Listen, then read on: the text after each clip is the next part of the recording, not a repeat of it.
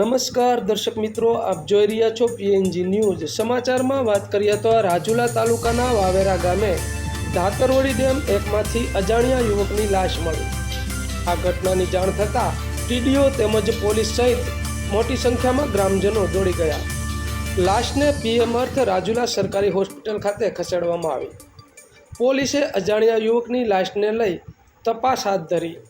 Reporter Sanjay Salkhana, PNG news, Rajula.